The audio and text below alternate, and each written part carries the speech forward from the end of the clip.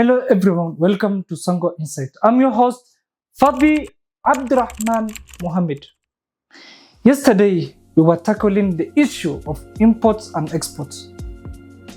We have spoken and touched about the negative impacts of having big imports compared to the exports, and we have termed it as trade deficit. Now, today we want to explain the importance of importing goods and materials from outside the country. You know, they say in life, anything has its pros and cons.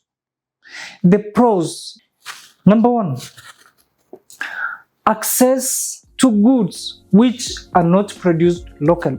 When we import these things from outside the countries, from these developed countries, then we will be having commodities, items, materials which are not found locally and which can be accessed by these consumers as a result of importation.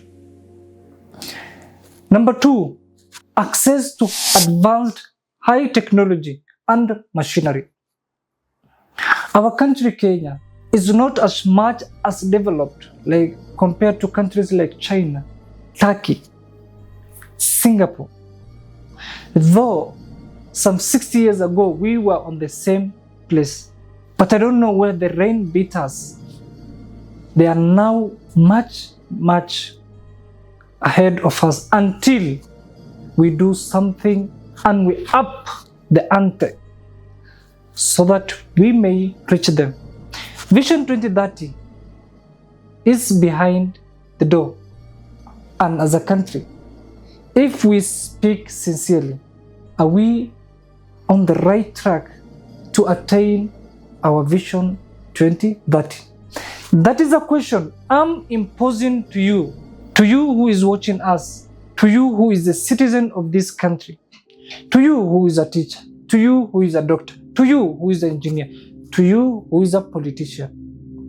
Are we really close to the Vision 2030, which we have envisioned some years back ago? And we have said, when Vision 2030 comes, Kenya needs to outperform its neighbors and it needs to attain its goals.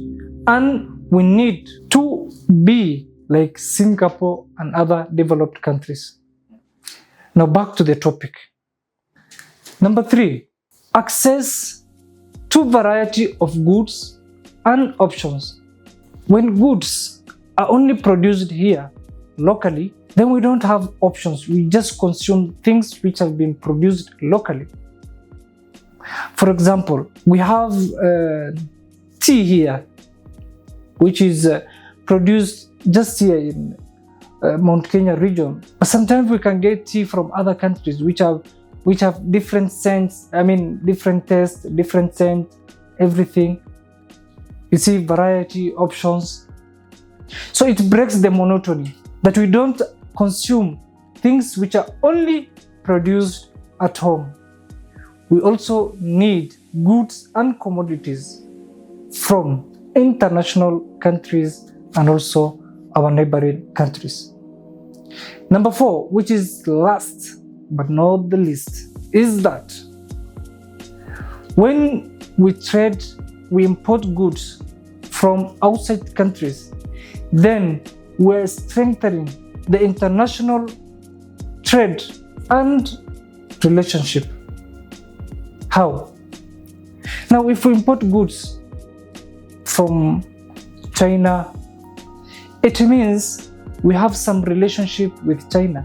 As we always do, our ubiquity, our commonness, we do borrow some loans from China.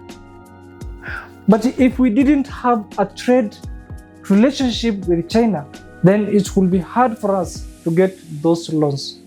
So importing goods from China have indeed strengthened our relationship. That's why it is very hard for a country like Kenya to take loan from other developed countries, because we don't have this relationship, and unless they want to give us maybe grants or they want just to sponsor some of our activities from their own maybe generosity. But if you don't have good relationship, then it becomes hard to be given these loans. I hope you have gotten some ideas about the pros of importing goods from outside. I'll urge you to look at yesterday's video and today's so that you can get a full picture on the export and the imports issue. I also thank you for watching our videos.